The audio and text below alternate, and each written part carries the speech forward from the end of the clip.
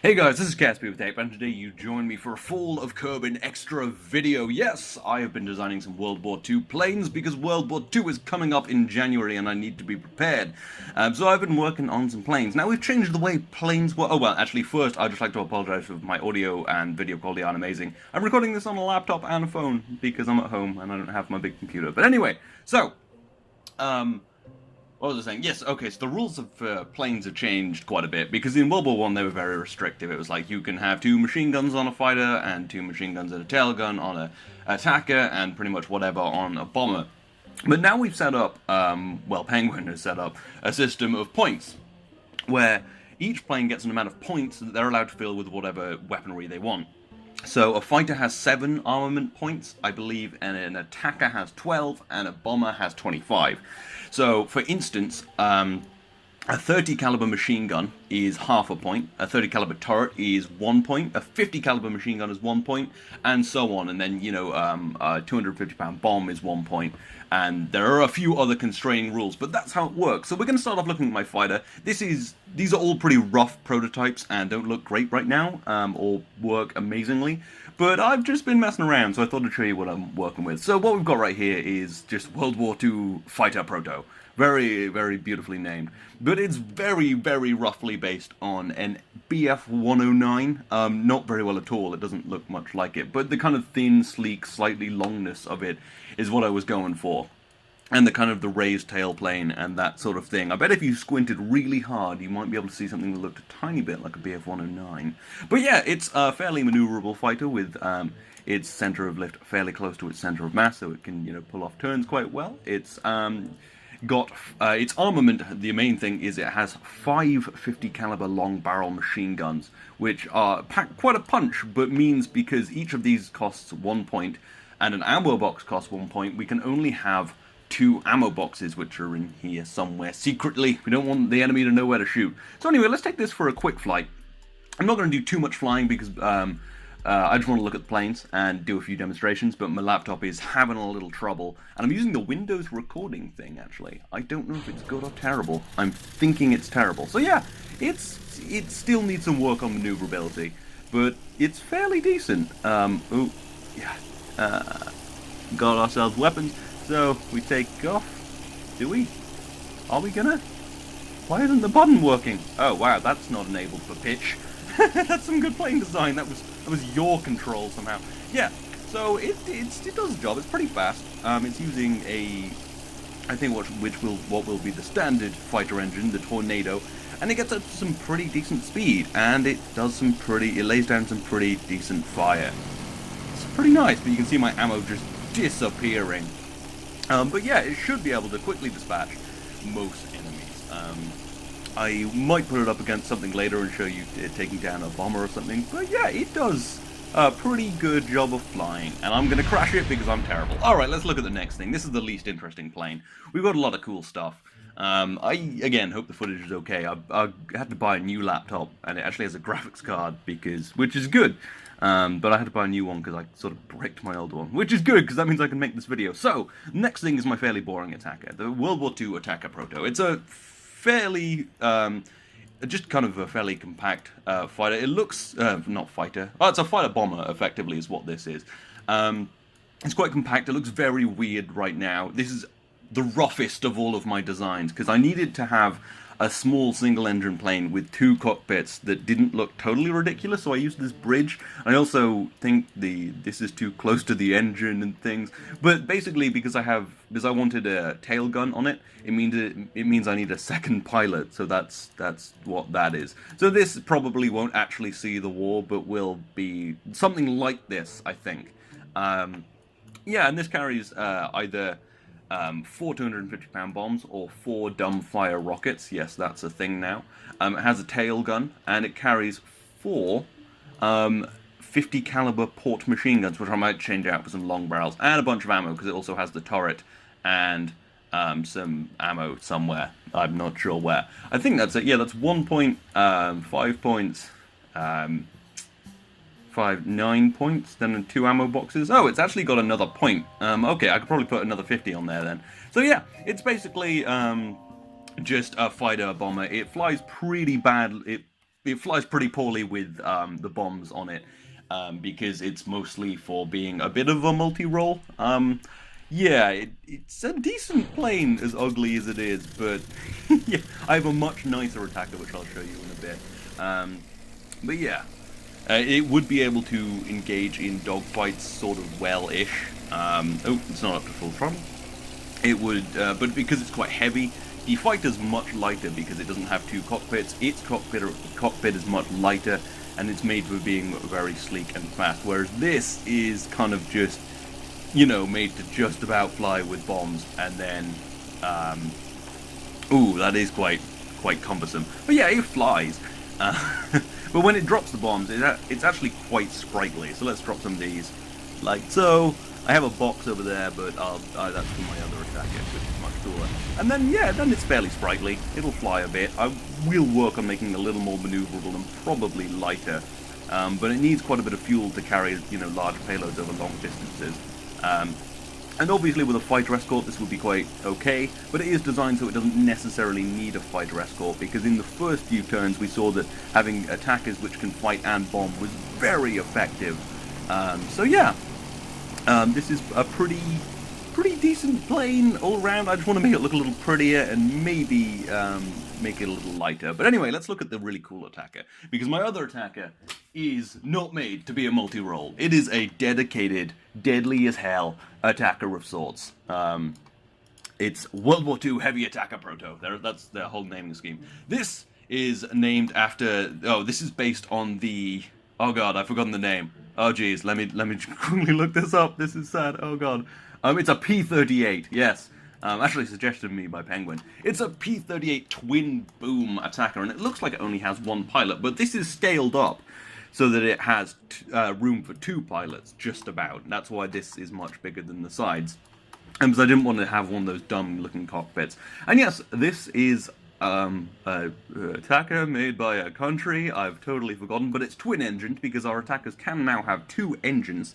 It looks a bit dumb with its 4 250-pound bombs on this giant plane, but I could swap them out for some dumb fire missiles, which I think I will do. High-velocity aircraft rocket. There's like a bunch of them, but I think this is what you want. I don't know. I think... anyway, it doesn't matter. But yeah, you can see that I could put some rockets on here, and that might make it quite effective. We'll just leave it with bombs for now. But this is a very fast, maybe too fast because these engines are quite powerful.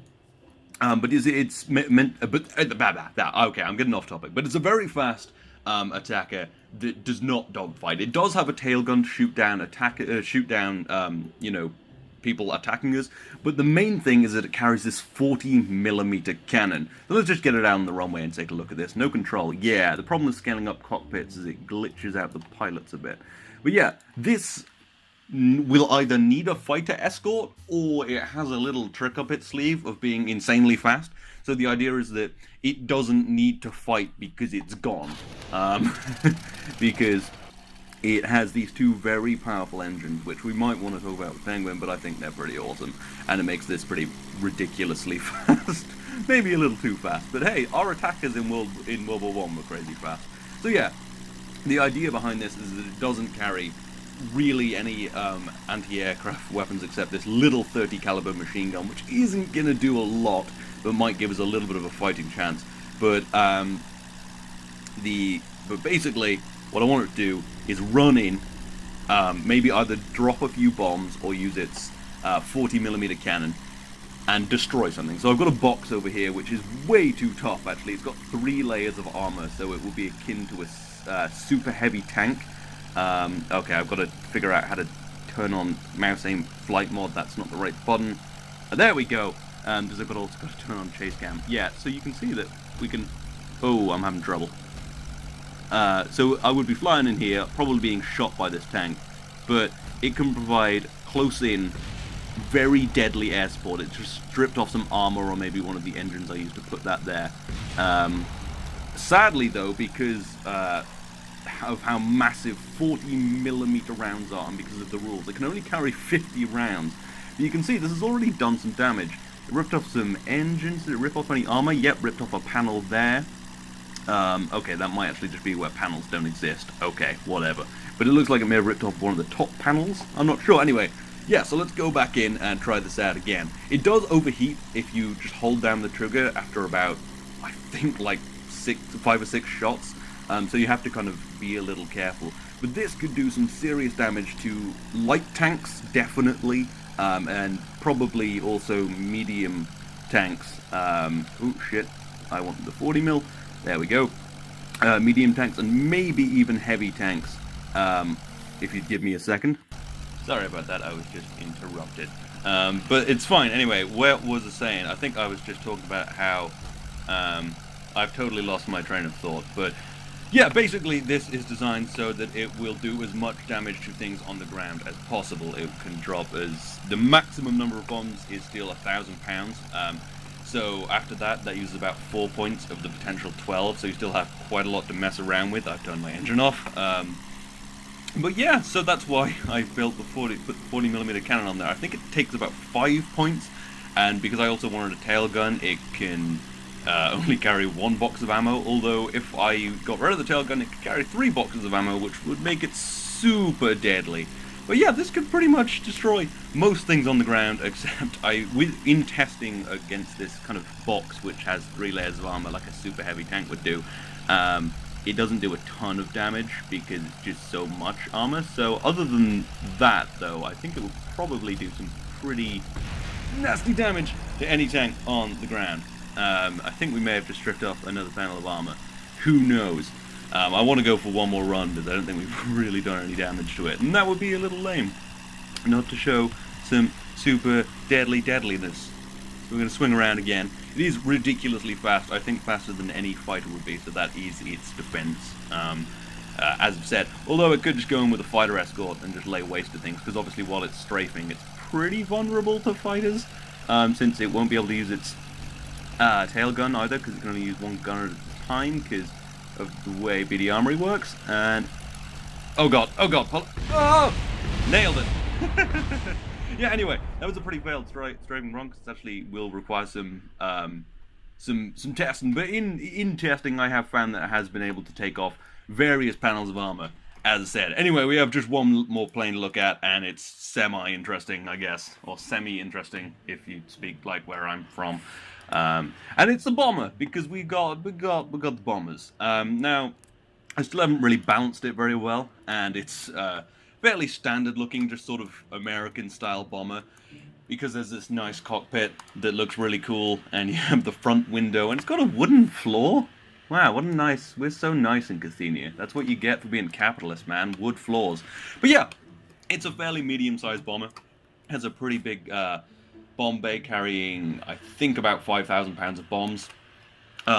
It could carry a lot more bombs because there's no actual limit now, because we just have 22 points to do what we want with, but I really wanted a ball turret.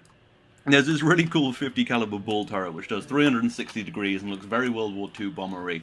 However, it costs, I think, 4 points, which is a significant amount of bombs. Or maybe 5 points actually, and then it's got to have ammo for it. And there's also a 30 caliber turret on the front, which is fairly important, and with that in the box costs another 2 points. But so my bomb payload's fairly unimpressive. Let's just launch it and then look at it there. So if I got rid of that and maybe got rid of all of the guns, which I'm thinking of making just a pure bomber that just takes bombs, has no guns on it, pretty unsafe, would definitely require fighter escort most of the time. Oh, and the other thing is these throttle up instantly, so it takes off in about 5 seconds, which is ridiculous. These are Lancaster engines, which are pretty good and makes it go pretty fast, but it looks much faster when it takes off because it just instantly sort of just jumps forward as if it were powered by a rocket. But yeah. So, oh, and we could also look at this bull turret. This is why I wanted it, because it's awesome. It's like a freaking actual turret, like in some of the World War II Flying Fortress type planes. That's what I wanted this to be, but it has a pretty lame bomb payload. Like, it's a massive bomber and it carries 9 500-pound bombs, which is pretty deadly. It'll lay waste to a lot of things, and if I put some 250-pound bombs in there, it would definitely do some damage to most